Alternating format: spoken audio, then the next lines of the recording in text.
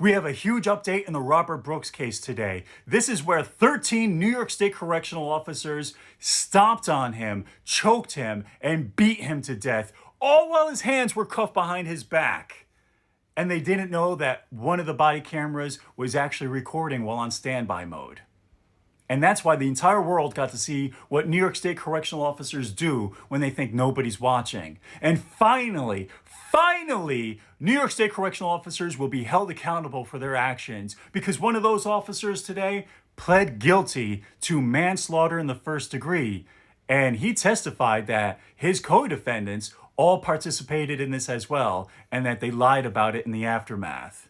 So he, on August 4th, right, his name is Christopher Walrath, will be sentenced to 15 years in New York State prison. Now, he'll serve a minimum of 12 and a half years, but he won't be sentenced until August 4th, and he remains free on bond until then, which I think is crazy. What do you think? 6 New York prison guards have been charged with murder after beating a handcuffed man to death. 43-year-old Robert Brooks died in the early hours of December 10th after he was beaten by multiple correctional officers at Marcy Correctional Facility. The officers were unaware that their body cameras were recording as they beat him so bad that several of his internal organs were bruised. His airways were repeatedly blocked, causing severe brain damage, and he eventually died by choking on his own blood. 6 officers took part in the assault, but an additional 4 have been charged with lesser crimes. For example, one prison officer was caught telling a nurse not to enter the emergency room to assist Brooks after he was beaten. Another officer wrote a false report that claimed no force had been used on Brooks.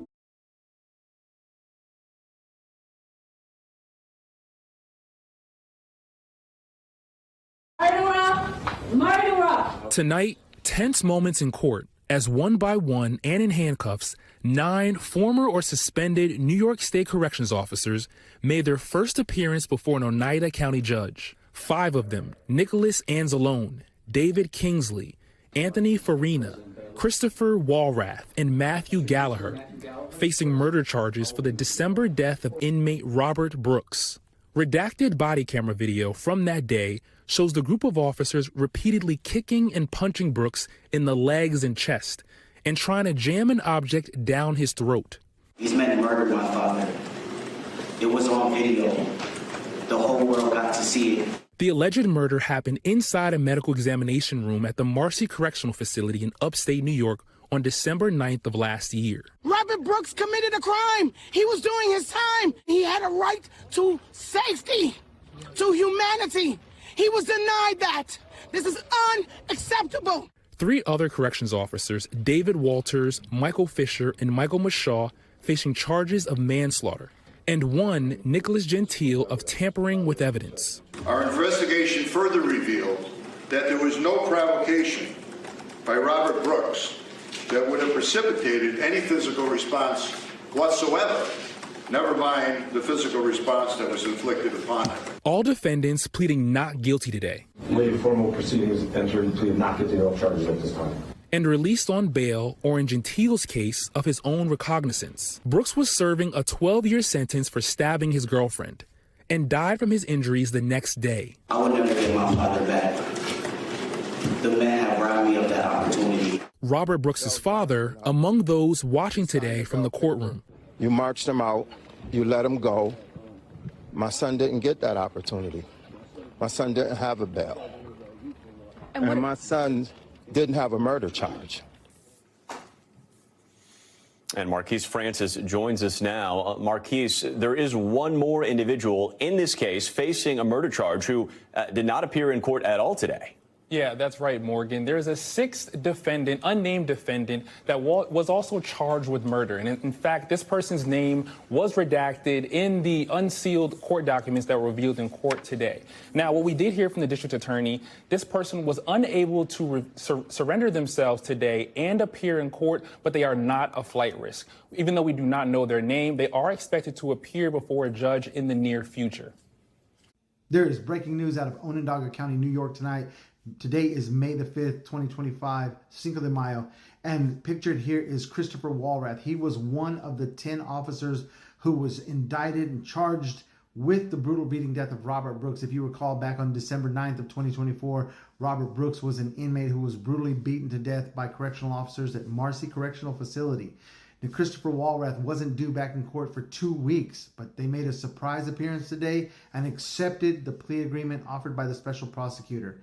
He pled guilty, and I'm going to look at my notes here. He pled guilty to count 2 of the indictment that charges felony of manslaughter in the first degree. Now, the special prosecutor asked him some questions. Did you leave your post at the arsenal? Yes. Did you leave to participate in this beating? Yes. Did you report the first beating? No. Did you report the second beating? No. Did you report the third beating inside the infirmary? No. Did you repeatedly punch Robert Brooks in the groin area? Yes. Did you know that it was illegal for correctional officers to punch inmates in the groin area? Yes. Did you know that it was against state protocol to punch in the groin area? Yes.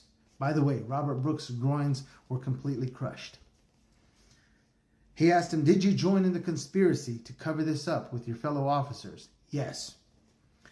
The judge accepted the plea agreement and let him remain on bond until August the 4th when he's due back in court, and he will receive his sentence. It will be imposed. That sentence is 15 years. He will serve 15 years in prison, followed by 5 years probation.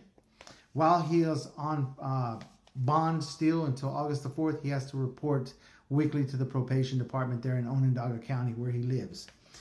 The special prosecutor, Bill Fitzpatrick, he stated that he reached out to Robert Brooks Jr., the son of Robert Brooks, and told him about the plea agreement, and Robert Brooks Jr. said, this sounds very, very fair, and that he hopes Mr. Walrath receives rehabilitation and becomes a better man inside prison.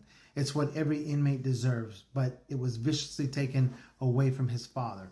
Mr. Fitzpatrick also stated that initially, when he saw the Robert Brooks video beating, he thought maybe Robert Brooks had done something to the officers. Maybe he struck one of them, maybe struck several of them, maybe spat on them.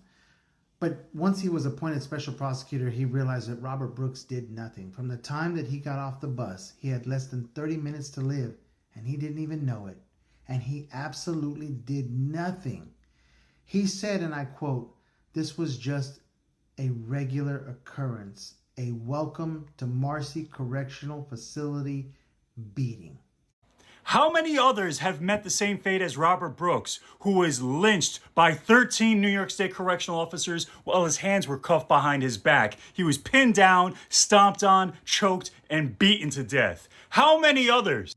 Because the only reason why this came to light is that these correctional officers didn't know that their new body cam systems would do some recording while on standby. They thought they were doing this with no cameras, no witnesses, because that's what they've always been doing. Well, more is coming to light here in New York State. This is Messiah Nantwi. He met the same fate. And thankfully, New York State is learning, you gotta hold these officers accountable. Because one of the correctional officers who took part in the lynching of him did this to another prisoner the year before.